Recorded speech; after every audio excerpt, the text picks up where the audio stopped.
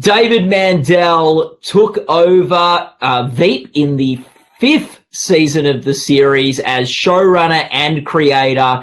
And Veep is a show that has won Emmys, Screen Actors Guild Awards, Critic Choice, Directors Guild, Gold Derby Awards, and Writers Guild Awards in its run. David, I'm Matt Noah from Gold Derby, here to ask you which award that you won has meant the most.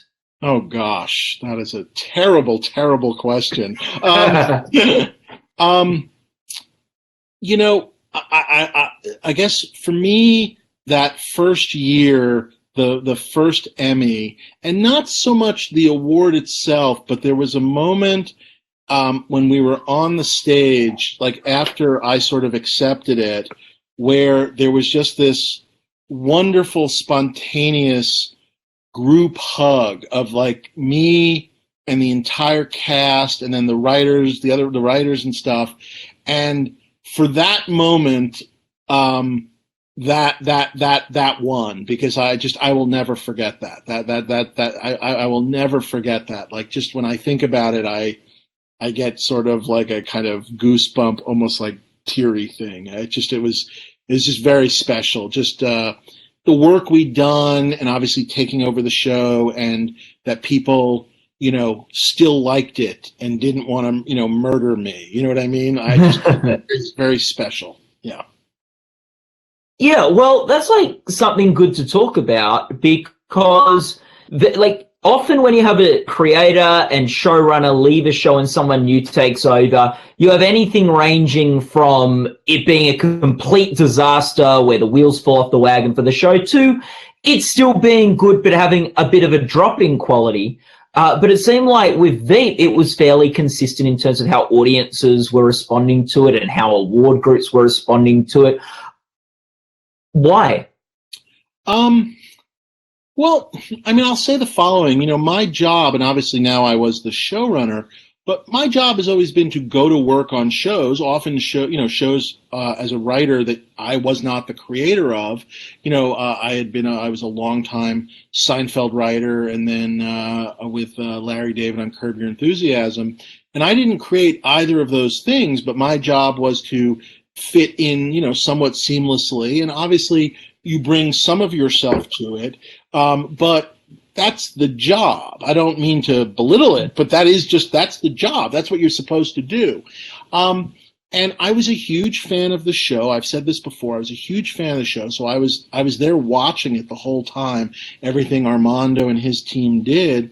And I think just when I was able to, you know, obviously take it over, again, tried to make it my own, but at the same time, you know, all of that which he had done, sort of, you know, again, similar but different. I think if I had tried to make it exactly the same, I would have failed. But by trying to do what I thought Veep was, but bring myself to it, maybe bring a little of America to it, dare I say, I think we were able to kind of, hopefully not just maintain it, but, you know, start to really like explore these people and figure out like, why are they that way? And what does that mean? So I think somewhere in there's an answer. What is the, with Veep, what is the biggest change that you made coming in, and what was the thing that you kept the most the same? I think in terms of the most the same was we kept up, you know, really, I think the unrelenting pace of just not pausing, not worrying about explaining, not worrying about what if they missed that line, you know, and allowing the characters to talk over each other, almost in that kind of, Robert Altman-esque way, allowing things to be sort of thrown away as characters walked out of the room, where you almost have to sometimes go, wait, what was that? Let me rewind. Like, I think that definitely stayed the same. That was very true to what Veep was. In terms of the new, like I said a second ago, we definitely, I think, dug into who these characters were a little bit more. I think we tackled a couple of subject matters that maybe I always sort of think to myself that maybe like things like we definitely like tackled race a lot more, which is maybe something that I always think that the British were a little less comfortable with, but I felt here in America we had to deal with. Do you know what I mean? And then obviously as the world changed, and I'm talking more about these last couple of years, then the show started to change a lot more and probably got darker because the times got darker. So that was less about when I first took over, but as we got into the last season and we were dealing with, sort of modern actual politics, I guess is sort of another change. So a second change. How would you compare the way you were feeling on your first day working for Veep to your last day working on Veep? I mean, I'll tell you this, which is not exactly my first day, but I will tell you that the first day that I think we read like the new scripts was literally like, I think a day or two right after the show had won its first Emmy. And we had the worst table read ever. The scripts died, just didn't do well, and it was right in the shadow of the Emmy, and it was pretty awful feeling. So I know you didn't exactly ask about that day, but it's kind of a first day. So I mean, when the real first day, I guess, definitely was, the first day. It was so much the possible, just a new staff and new, and not just new writing staff, but almost like probably 90% new production team. I mean, just so much new, and it just seemed like, anything was possible on those days. And it was really very much like getting to know you, getting to know all about you. And when you got to the end, it was just, I mean, it was happy, but it was also so sad. And by the end there, I mean, we were and these things sound cliched, and I'm sorry, but we just all gotten so close. I mean, really just a family. And, I talked earlier about that sort of hug moment. These are the people you're in the trenches with, the writers, the production crew, the cast. And on those final days, it was kind of like we just didn't want it to end. We knew it had to end, but we just didn't want it to end. And it was beautiful, but just so sad that like this feeling of like, I know I'll see you, but I'm not going to see you tomorrow. Do you know what I mean? Like, we're not going to lose touch, but we're not all going to be together like this again. And it was very hard. Yeah. Going into that final season, and going into the final season of a show that's had a lot of success and a lot of acclaim, what was the most important thing for you in figuring out how to end it all? I mean, this sounds always very silly. Just in the big scheme of things, I just wanted. I mean, obviously, you want to do a good job, but ultimately, and this is going to sound a little silly, I wanted to give Selina the ending she deserved, and I at first I wasn't. It took me a second to figure out what that would be. But I was just like, I want to do right by her and these other characters. I want to do right by these wonderful characters that Armando created, but that I've been the caretaker of for the next 3 years. And I wanted it right. And I guess when you get right down to it, I kind of just wanted to make sure that that no matter what happened, no matter what the response was, that on some level that like Julia and I would be happy. Like, that's the easiest way I can explain it. I wanted to like it. That's what I kind of wanted. I don't know how else to put it. Yeah. And you did? I did. I will say this. I am somebody that is rarely happy, and I can go back and I can find faults in a lot of things. And I sit here and I will tell you, I am truly happy with how it came out. And I love that people liked it, but that's not why I'm happy about how it came out. It is exactly the way we wanted it, the way I wanted it. It just every little thing is exactly right. I just very happy. Did he hear from Armando at all? Yeah, he has been just he's just been a prince the entire time. He actually came to New York for the premiere. Anytime whether I'm interviewed or, when we've been lucky enough to, win something, I always want to remind people that this was created by Armando. Just in case you've forgotten or didn't know, you know what I mean? That is important to me. And it sounds silly, but I want people to remember that, because obviously I wouldn't have this opportunity without him there. I always think to myself, a lot of people in his shoes, I don't know, it could have been just so much worse, I guess, is the easiest way of putting it. No, definitely. Did he give you any advice before you came on the show? I can't sit here and say to you he was gave me any secret or anything. But again, he was just so supportive. And at some point or another, I definitely remember sort of giving him the loose version of what we were going to be doing. And he kind of said something like, "Oh, that sounds great. That's something like I would do." And I just went, "Fantastic." I mean, I'll take that. Do you know what I mean? So I was very Yeah. What is the decision that you've made on the show and Veep that you're the most proud of, and you look back on the most fondly? Decision I'm most proud of. Boy, I don't know. I mean, I love. In the 3 years I'm there, I definitely have loved, and I know we talked earlier about backstory, I've loved the opportunity to give everybody a little more in their own lives.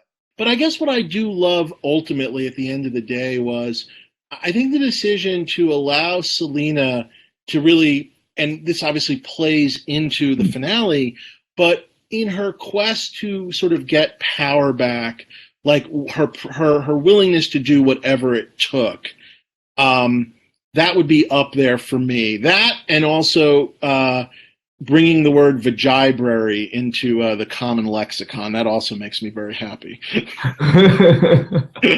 do you like with the ending and how you ended it, the series final? You're nominated for a writing Emmy for that one, and you're nominated for a Gold Derby writing award for that one too. Thank you. Was it obvious to end it where it was? I'll tell you this, and I'm not shy about telling this story. Obviously, the final season was delayed because of Julia's cancer. Obviously, we basically over a year in delay, and so everything was mapped out, and we had started writing episodes, and the episode order changed a little bit, and so. In the final season that you saw, everything, had been laid out, and some of it had been written before the cancer. And the show always headed to the show always headed to the brokered convention. And so, 90% of it was exactly the same. And the notion of jumping ahead to her funeral. But the one difference was in the pre-cancer world, which was, I'll simply say, very early in the Trump presidency, we were going to kind of do something where Jonah was also going to be her vice presidential pick, all of those things. But basically, he was going to take too long to answer. He was going to take too long to agree, and he would be negotiating for all sorts of vice presidential perks, and it was going to actually cost her the election. She wasn't going to win, and we had actually played with the idea that then many years later she would end up as Richard's Veep, that you would jump forward and it possibly one of the possibilities was Richard calling to ask her to be his Veep, and she says yes, maybe even before he can get the question out. And during that year, the cancer year, as I'll just simply say, things got, I know I said the word darker before, but as I guess I stopped necessarily recognizing America. And again, this is me talking, not Veep talking. This is David Mandel, very liberal person talking. Yeah. And to me, it just felt like there was a willingness to flout rules, to flout laws, personal profit, power. People were voting in terms of, as far as I was concerned, how it benefited them. Sorry. Yeah. Excuse me. That's fine. As those things got darker, and in some ways, as Donald Trump did a lot of things that we had done on the show and had cost Selina things, and he didn't seem to be paying any price or any consequences. It almost seemed like he could get away with anything. I did start to wonder, why is Selina the only one, paying a price? Why are there why is she? We're starting to be in a world where there are no consequences.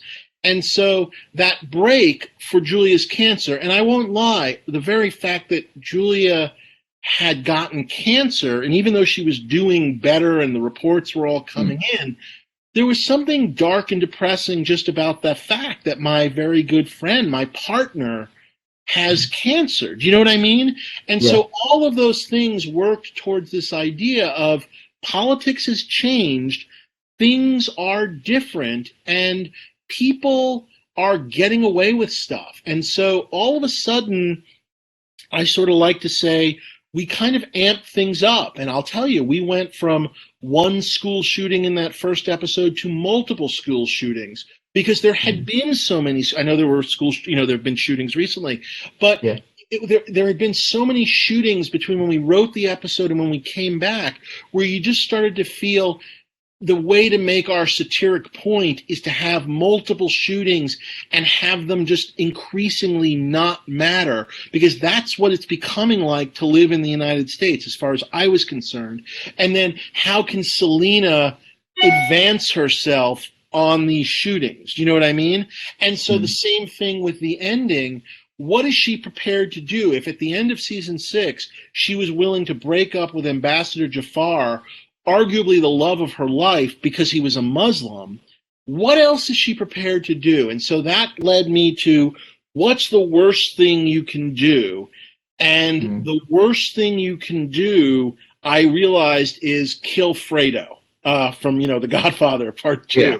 And Gary is Fredo. And really, the worst thing Selina could do, in some ways the only person she ever cared for, was Gary. Whether she would admit it or not, it's not Catherine, it's not her ex, it's not Jafar, it's not Tom James. Gary is the only person legitimately she actually has feelings for. And so her willingness to throw him aside, to cast him off for that prize that she wants, and then to pay the price in kind of a hopefully, very good kind of, again, Michael Corleone / Ghost of Christmas Past kind of regret. I mean, I just felt like that's the story we have to tell. Yeah, that's like interesting you saying that. There wasn't a cost for Selina, but there was a cost, and she just chose for someone else to wear that. The cost is, I mean, in some ways, whatever was left of her soul.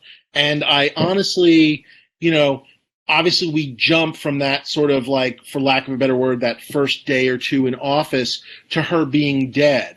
And in my mind, over the rest of her presidency, number one, she didn't particularly accomplish much, as we hear later on.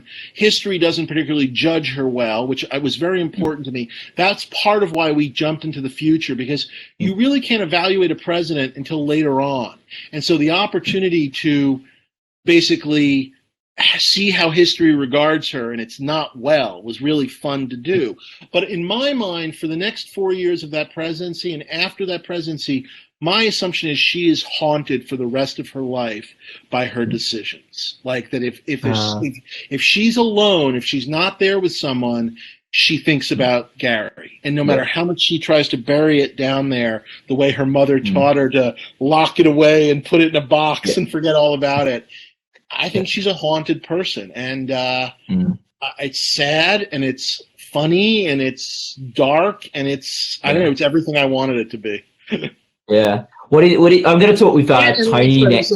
I'm sorry, I want to say one other thing. Yeah, no. And dare I say, and I hate to say it, I think it's a real reflection on the quest for power, which is what Veep has always been about, and where politics is right now. And not just the United States, all across the globe. And I think those are, I guess for me, it was a rare opportunity to kind of, in a very tiny way, comment on a very big thing. So I'm just very pleased with how it came out, again, as I said. Yeah. And I'm talking with Tony, I think, next week, cool. sometime. What do you think was going on in Gary's head at the end there? I mean, it's funny. We really, we rehearsed and we really played with it. And, we definitely went into it thinking there are options. Does he struggle? Does he not struggle? Does he know? When does he know?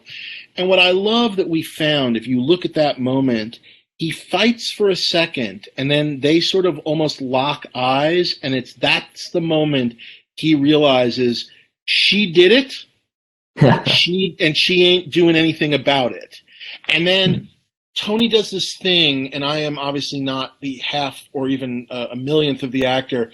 He stops fighting, and there's a resignation, a sadness, but also I'm going to just go peacefully, and he does.